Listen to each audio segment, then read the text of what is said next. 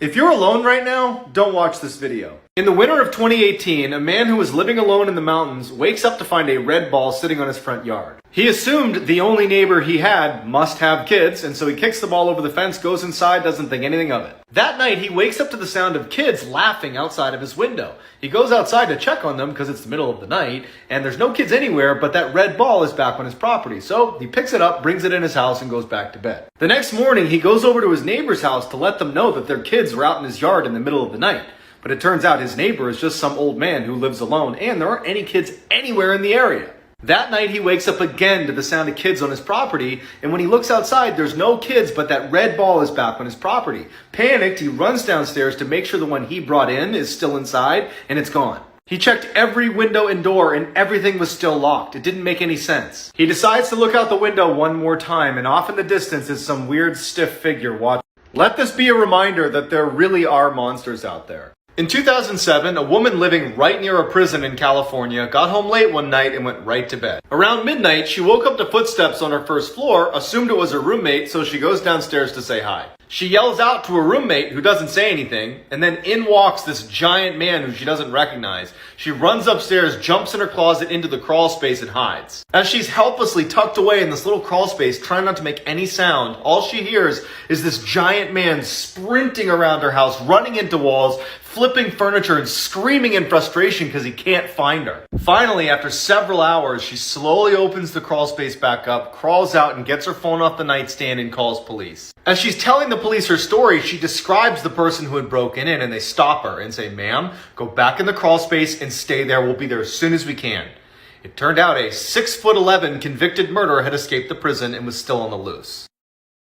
This is why you should always check under your bed for monsters. In 2012, a young woman who was on the phone with her boyfriend walks downstairs to the lobby of her apartment building, collects her mail, and then heads back up to her room. She sits on her bed to start sifting through the mail when she drops her phone and it falls under the bed. She lies down on the ground to try to reach her arm out to grab her phone when she notices something horrible underneath her bed. A man is lying underneath her bed with his back to her. He's in the fetal position. She manages not to scream.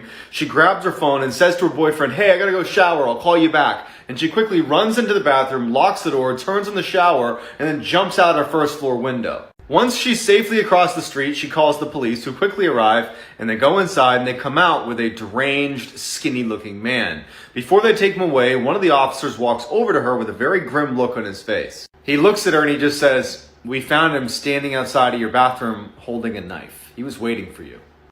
Unless you've heard this story, there's no way you could have guessed what was on that ship. In 2012, an old Russian cruise liner was being towed to the Caribbean to be used for scrap when the tow line snapped. They tried to recover it, but it drifted into international waters and everybody just kind of assumed it would sink, so they said, forget about it. It didn't sink, because a year later they got a GPS signal from the unmanned ship showing that it had drifted nearly 2/3 of the way across the Atlantic and was now poised to strike the British coastline. At first, British authorities were not concerned with the damage this ship might cause to their coastline until scientists revealed what was on the ship. It was being towed to the Caribbean last year when it came loose during a storm. It's now feared to be infested with cannibal rats on board. Cannibal rats? That's pretty shocking. Honestly, no one would believe this story, except it's actually true. In 1961, a B-52 bomber carrying 2 live nuclear bombs was conducting a very covert airborne alert mission when the pilot got on the radio and told the entire crew to abandon the plane because it was going down. The plane ultimately caught fire and exploded, dropping 2 live thermonuclear warheads between the towns of Goldsboro and 𝒹𝓃, North Carolina. These bombs are used to crush cities. They're 25 times stronger than the ones we used in Hiroshima. Each bomb has 4 safety mechanisms before it detonates. On the bomb recovered, 3 of those safety mechanisms were activated, meaning only a single switch kept the bomb from detonating. And the second bomb is still in the swamps of North Carolina. If you receive a creepy tea party invitation in your mailbox, throw it out right away and don't attend the party. There's a legend about this girl who received a strange invitation. It was sealed with wax, it looked super old, but it didn't say who it was from. It gave an address, a time, and a dress code. But the creepiest part about it is that at the very bottom of the invitation it said, "No +1s allowed, arrive unattended." Obviously her parents were really sketched out, and they told her not to go to this place and to throw out the invitation right away. But the next day, her parents went into her bedroom and she was nowhere to be seen. They saw the invitation lying open on her bed and they knew that she had gone. Now, after this, she was never seen again. And when her family went to the address the tea party was said to be, they arrived at an abandoned old building. It was then found out that multiple people had gone missing that month after receiving a strange tea party invitation.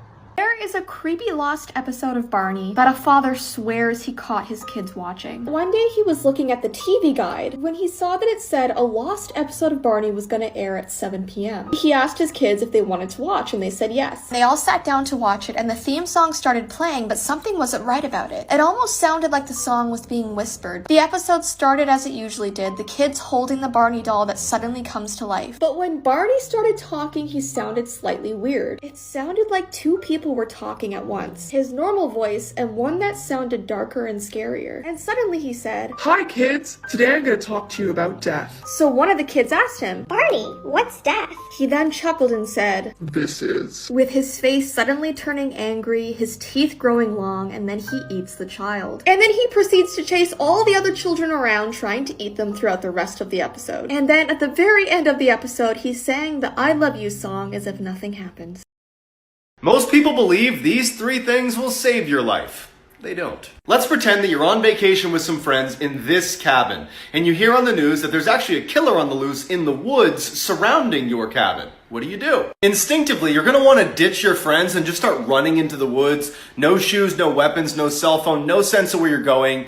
But that's actually a terrible idea because the killer is in the woods, and you'd be putting yourself more in harm's way, not less. So you decide to stay put, and then you remember that your friend drove you all to the cabin in their brand new Lamborghini that was working like 5 minutes ago. So why can't you just pile into that and drive away to safety?